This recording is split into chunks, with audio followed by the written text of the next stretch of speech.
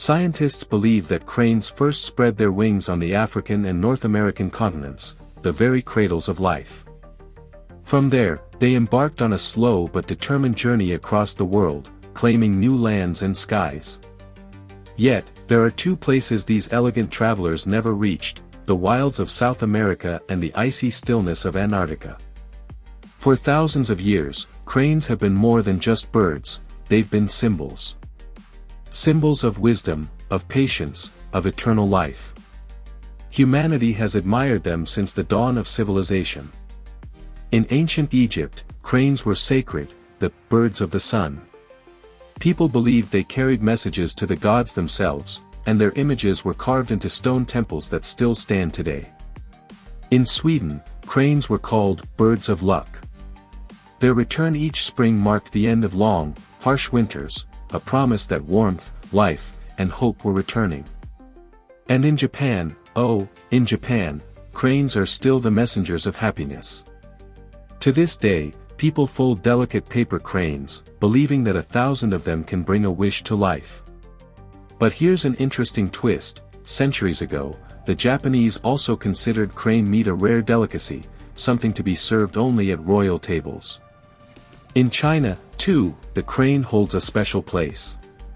So much so that one of the most elegant martial arts styles, the crane style, was inspired by its graceful yet powerful movements. Now, picture the bird itself.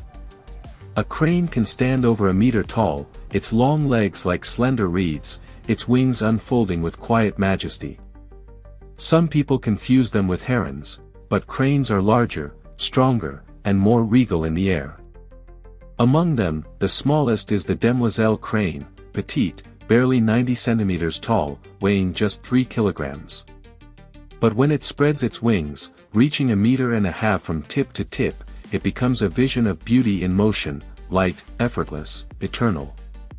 And then there's the Australian crane, almost a giant, reaching 1.5 meters in height and weighing up to 6 kilograms. Still, it's the grey crane that truly earns the title of giant. With a wingspan of 2.5 meters, it can dominate the sky like a drifting cloud of silver. When they fly, cranes don't just travel, they glide in harmony, moving like a living sculpture against the sky. Their journey is ancient, their flight, timeless. When you first see a crane, it's hard not to be captivated. Its entire body seems designed by nature herself to embody balance and beauty. The long, elegant neck, the lean torso, and the slender legs, all three parts seem to divide the bird's form into perfect thirds, creating a sense of harmony that feels almost mathematical. Add to that the long, spear-like beak, and you have a creature that looks like it stepped out of a dream of geometry and grace. The color of their feathers depends on the species, but most cranes wear tones of soft gray and white, like morning mist. The crown of the head is the exception, often adorned in bold shades of crimson, black, or white, sometimes feathered, sometimes smooth and bare. That splash of color, glowing against the pale body, makes each crane instantly recognizable even from afar. Despite their tall stature and wide wings, cranes are surprisingly light, no more than 7 kilograms. Their long neck and black and white patterned head give them an air of quiet nobility. The tail, though short, seems fluffy when the bird walks across a field, a trick of feathers extending from the wings rather than the tail itself. Both males and females look nearly identical, though the males are slightly larger. Juveniles, meanwhile, wear feathers of muted gray-brown, their heads tinged with rusty-red hues, like young warriors still growing into their armor. A day in the life of a crane. Cranes are creatures of daylight, they thrive in the open warmth of the sun. When evening falls, and the sky fades to deep violet, they gather together to rest. And here's a beautiful image to picture: an entire flock of cranes, standing on one leg in shallow water, their reflections shimmering in the moonlight. They sleep like this, balanced and peaceful, far from shore, safe from predators that prowl the land. When February arrives, so does the season of renewal. The cranes begin their courtship dances, graceful, powerful, and filled with emotion. In quiet wetlands, hidden from prying eyes, pairs build their nests from reeds and grasses, always choosing a slight rise above the waterline.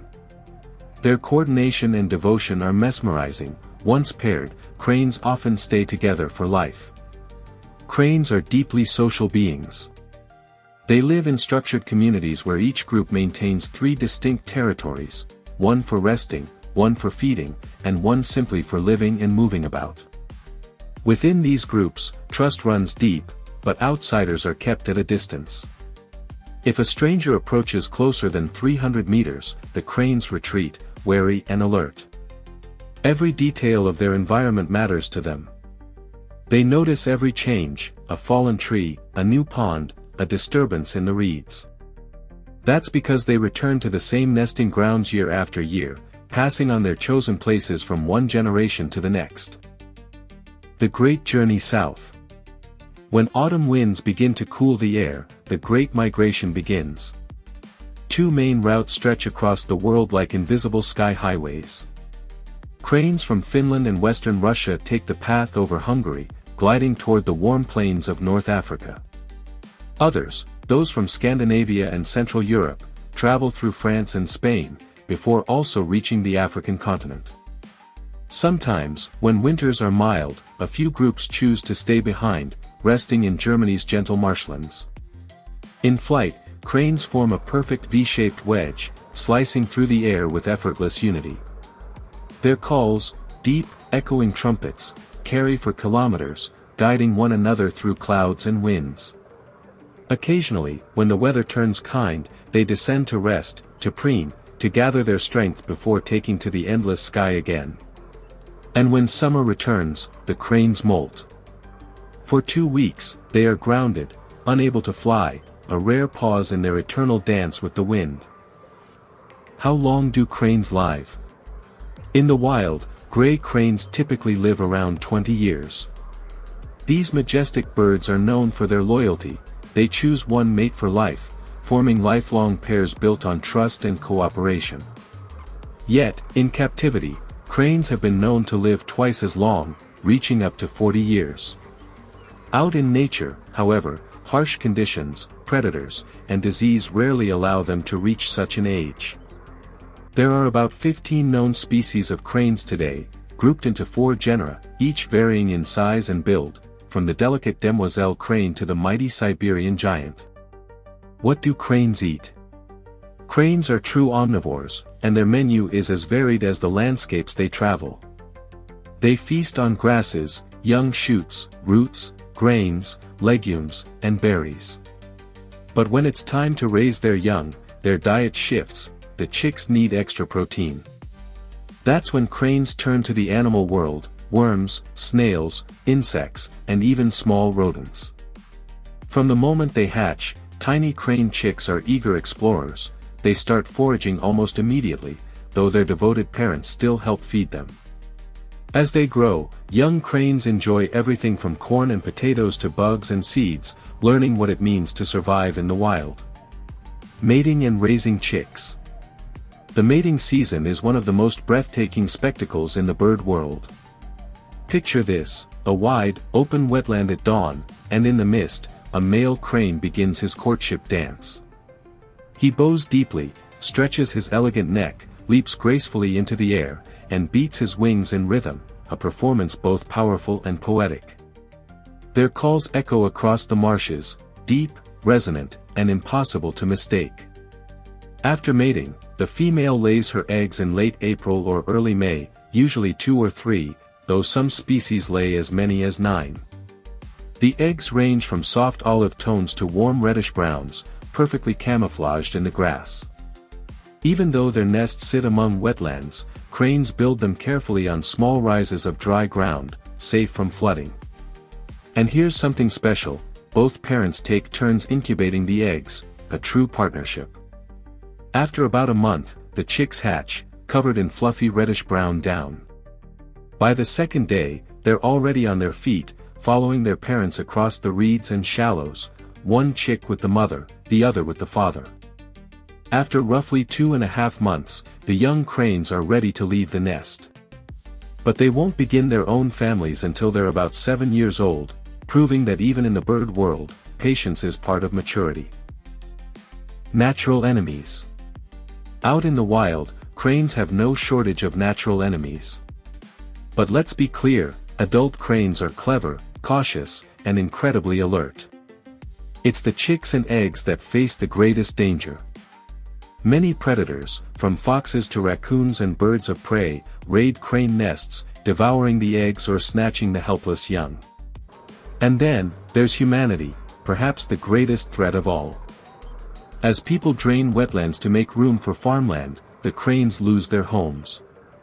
These swamps and meadows aren't just feeding grounds, they're places to nest, rest, and raise the next generation. When those habitats disappear, so does the future of the species. Population and conservation status. Experts have noticed a worrying trend: fewer and fewer young cranes are seen migrating south each autumn. Floods in spring wash away food-rich meadows, leaving cranes hungry and struggling to raise chicks. Predators destroy more nests than ever before.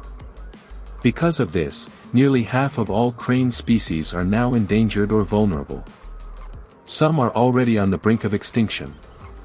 The drying of wetlands and lakes, the very heart of crane life, has become a silent disaster. Thankfully, countries across the world have stepped up to protect these magnificent birds. Hunting cranes is now strictly prohibited. Still, not everyone is pleased. Many farmers complain that cranes feed on their crops. Yet, in response, volunteer organizations have formed, groups of people who help prepare food supplies, restore habitats, and assist wildlife centers in caring for cranes. Their goal is simple but vital: to ensure that future generations can still see cranes dancing under open skies. In conclusion, when humanity interferes with nature, nature always answers back, often through floods, droughts, and fires. Across the world, these disasters are becoming louder warnings of imbalance. While some regions drown in endless rain, others dry up completely, their wetlands, once alive with crane calls, turning to dust. Every such loss ripples through the web of life. These are not isolated events, they're echoes of our own actions. The question now is not whether nature can survive, it always adapts, but whether we can learn to live in harmony with it. Will we finally open our eyes and act before the cranes, and countless other species, vanish from our shared home forever? Here's the video. If you liked it, please give a thumbs up and subscribe. See you next time.